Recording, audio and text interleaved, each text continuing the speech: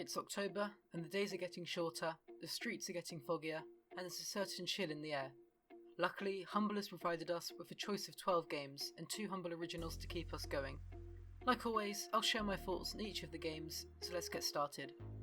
As a side note, there are a few titles in this bundle that have been free in the past or recently bundled. I'll be basing each game off their own merits, and will cover this issue in my summary. The first of this month's Humble Originals is Fate of Kai, and let me start by saying this is one of my favourite originals. The game works as a comic book which tells the story of Kai and, of course, his fate. By taking away words from the thought bubbles of comic panels, they can be arranged to change the comic strip's outcome. First off, the actual comic book drawings look great, with all the onomatopoeia you'd come to expect. Special interactable panels allow you to go back in time to change the future. For example, a bridge was split in two, so by going back in time, events could be changed and I could then progress on to the next chapter. I don't want to spoil too much of this one, as it's a really fun experience, and according to YouTube, pretty short as well. I usually never return to the originals, but with Fate of Kai, I'll be seeing this one through. The second original of this month is Szyzgy, a top-down pixel puzzler. I originally wrote this script saying that the game was abstract, but actually the gameplay is pretty simple. You basically play as a frog and have to reach the ladder to progress. To do this, the frog has to be moved across shapes, but enemies and traps try to cause your demise. Fortunately, by pressing the frog, the shape of the tiles can be changed. If the selected shape touches another, then I was able to move into that location. This mechanic gets hard pretty quickly, mainly because the puzzle designs are so different to a standard puzzler. When the shape is changed, so too does the character and enemy's art style, and it's a nice touch that I enjoyed. The music here is also done quite well, with abstract phrases created an unexpectedly eerie tone. Overall, Szyzgy is simply put a Humble original. It's original with some humble, basic ideas, and is worth a play. Tropico 6 is a city management game set in a tropical archipelago. It's my first foray in the Tropico series, but as a big fan of city skylines, I was excited to see this one in the bundle. In my half an hour I spent with the game, I was able to complete 3 of the 4 main tutorials, and as soon as the carnival-like music played through my headphones, I was fully on board.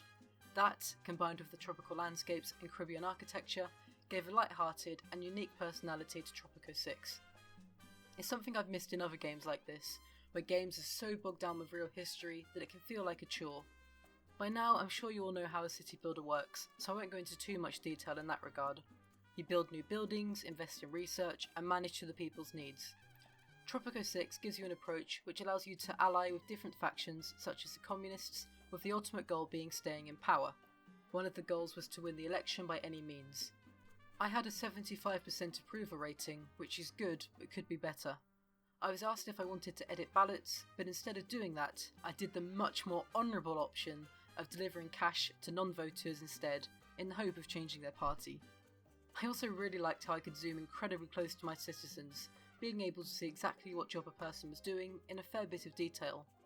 When waiting for buildings to be complete, I often found myself following one of my citizens whilst listening to the music. I'm excited to play more of Tropico 6 outside the tutorial, because from what I've played so far, the core city buildings work well, in addition to a unique personality and flair. Fae Tactics is a turn-based tactics game with a pixel art isometric style. I have to be honest, I just didn't click with this one. The game operates in a turn-based fashion, with 3 characters taking it in turns to attack the enemy, teaming up, performing combos, or working individually. The pixel art environments are good and feel distinct, but the text, menus, and just general character profiles seem to be running at a really low resolution. But this may be down to an issue on my end. There's a fairly typical story here, with elemental gates causing the world to drift apart, quite literally. The game actually goes into a fair bit of depth with the tactics, with unique characters and enemy attributes, but retains easy to pick up controls and a clear turn order. Fae Tactics only released late July, so it's definitely one of the bigger titles, but unfortunately I just didn't have too much fun with this particular title. For my pixel art strategy fix, I'll be keeping with Wargrove from August.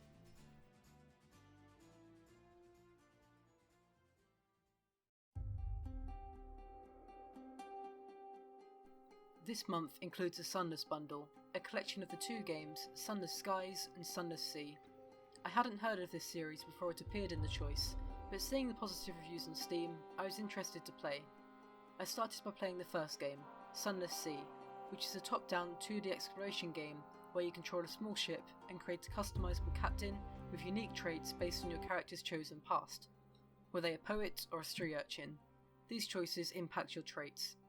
The game operates with a text interface, choosing past by reading pretty detailed text, and yes, there is a lot of reading. The game has a gothic tone with a dark art style, which I like the look of.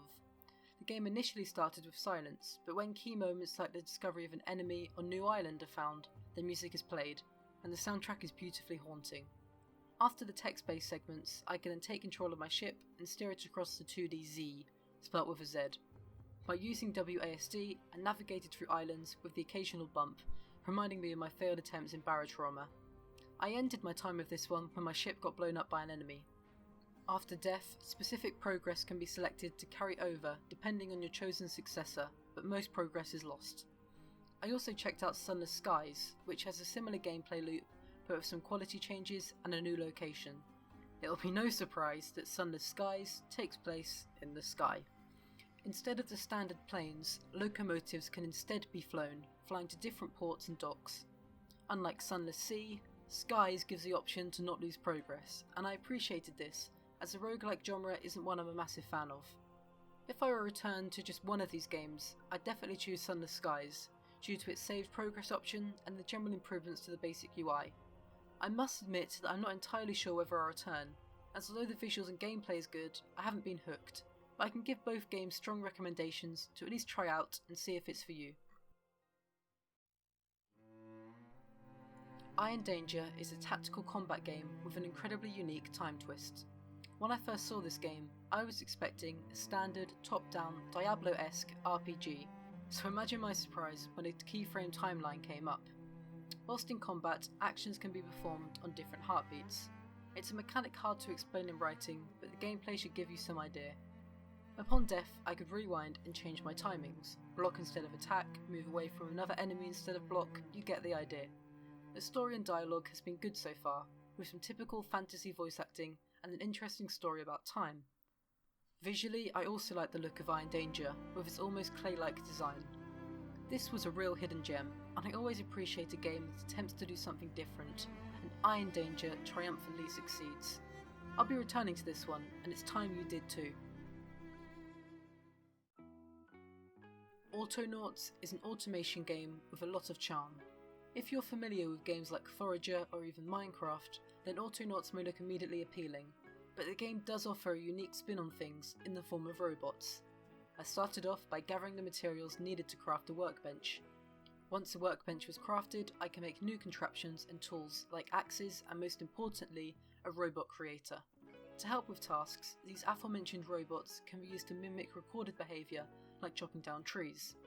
The game recorded my movement and then translated this to a visual coding language. It's a good way of visualising code in a more readable manner. As with most of my coding attempts, I did encounter an issue. Towards the end of my half hour, I was asked to record myself digging a hole, but the hole that I was asked to dig was already dug, so I couldn't proceed. Autonauts has a colourful, voxel aesthetic and a soundtrack which reminded me of Animal Crossing. I particularly enjoyed the animations here, with construction being conveyed in an almost stop-motion manner, with the ingredients stacked on top of each other. With a limit on the materials that could be held, a particularly heavy ingredient, like a log, causes the character to express their distress in a style once again reminiscent of Animal Crossing. I'm not sure if I'll be coming back to this one, as Forager from last month is my main go-to for this type of game, but Autonauts does have a lot of charm. Up next is Shadows Awakening, a dungeon crawling action RPG. I'll start by saying these ARPGs aren't normally for me, so I was hesitant going into this one, but I have to say this one massively surprised me.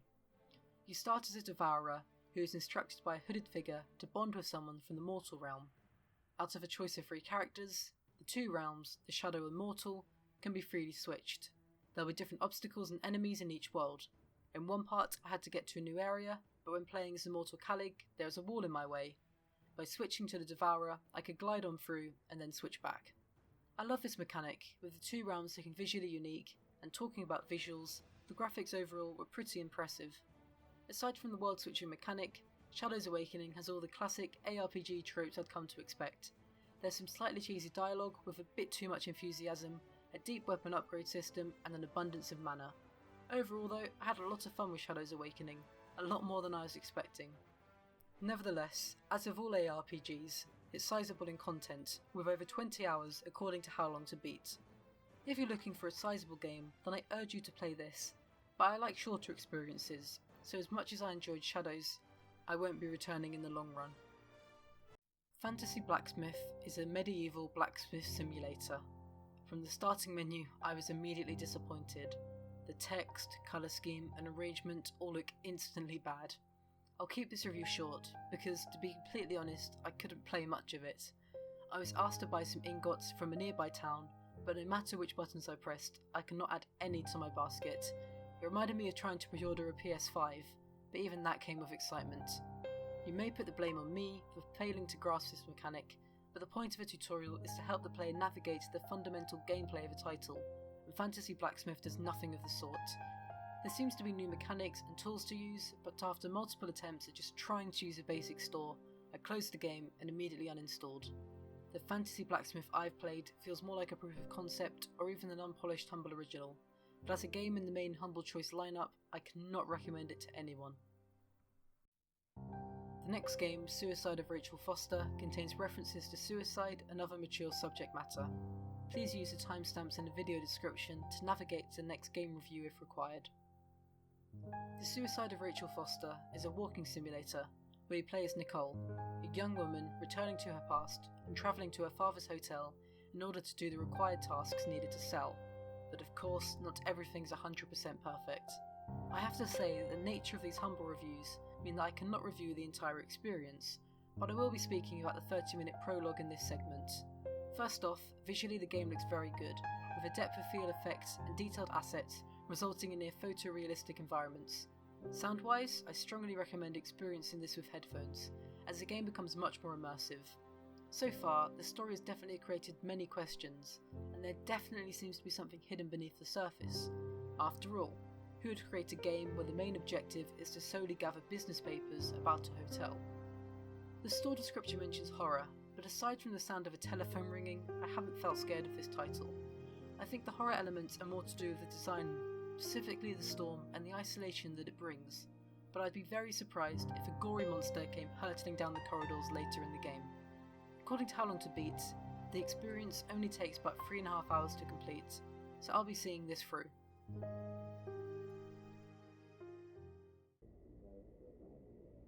Goat of Duty is goats with guns. Okay, you want more than that. Fine. The title of the game best explains the gameplay. It is quite simply goats with guns with a touch of gore. There's a single player mode with bots, which allow me to change basic modifiers like map, game type, number of bots, difficulty, etc. But I spent the majority of my time with the multiplayer mode. I hopped into a game, shot some goats, and there's not much more I can say. What I will say is that I had fun. The game looks surprisingly stunning, with some nice gameplay to the weapons and fun ragdoll physics. I played it straight after the bundle launched and managed to find a few games, but I do worry about the future of matchmaking. It's possible to host games, so if I can find some goat-minded friends, I'll return for some ragdoll action, but this isn't one I'll be playing in the long run. The Uncertain Last Quiet Day is a dystopian point-and-click where you play as a robot. There's some interesting world building. Essentially, humans are no more and robots have taken over.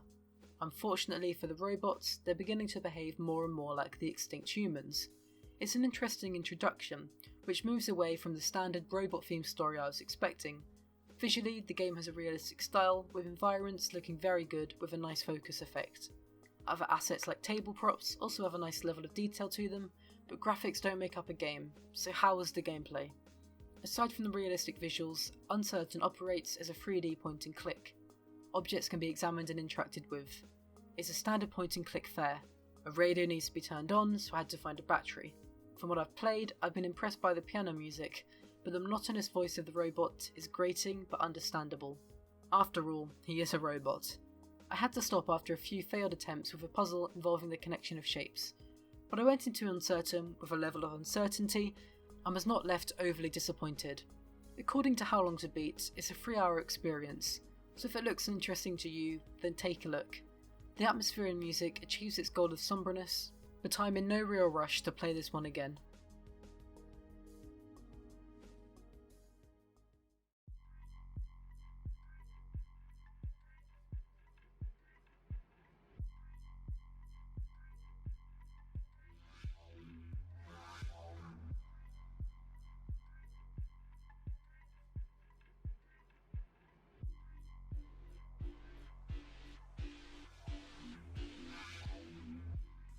Basement is a 2D strategy game where you manage workers and sellers to produce and sell product. I'll be honest, I was very hesitant going into this one, but I still enjoyed my time. It's a standard 2D management. I was building rooms, allocating tasks, managing finances, etc. Some of the dialogue is also quite clever. It didn't make me laugh per se, but I could see that thought and a lot of swear words had gone into it. I thought I'd hate Basement due to its subject matter, but the fundamental gameplay works surprisingly well. It's not a game for me, but you may enjoy. Lightmatter is a first-person puzzler where shadows instantly kill. Lamps and light sources must therefore be placed so you can remain in the light. First off, the cel-shaded visual style looked excellent and reminded me of Void Bastards from July's Choice. I don't know if it's just me, but anything cel-shaded instantly looks appealing. Throughout the half an hour I played, Virgil, the CEO of Lightmatter Technologies, guides you through what to do. In a very Portal-esque way, you're left alone in a facility which everyone else has evacuated.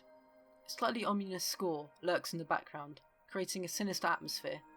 I will certainly be returning to this one, as the shadow puzzles are very unique, and this game absolutely nails the Portal-style mood. There's a demo on Steam which gives you a 1-hour access to the game, so if you're still hesitant, I recommend checking it out.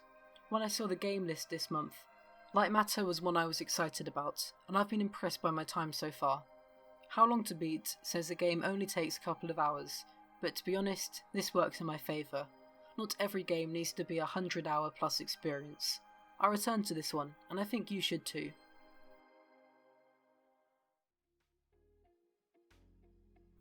So, what should you drop? Well, once again, classic and premium subs get all the choices, but I'd certainly say drop Fantasy Blacksmith and Uncertain if you already own it. I'll be honest, this month initially looked disappointing to me, and I'm still left disappointed with quite a few games. There's some interesting decisions made by Humble in this month. First, the Humble put Tropico 6 in this choice only a few weeks after the Tropico Bundle. I'd assume many users bought that Tropico Bundle and are now disappointed, now that their recently purchased games are outdated. It's also disappointing seeing Uncertain in the bundle, a game given away on Steam for free just a few weeks ago.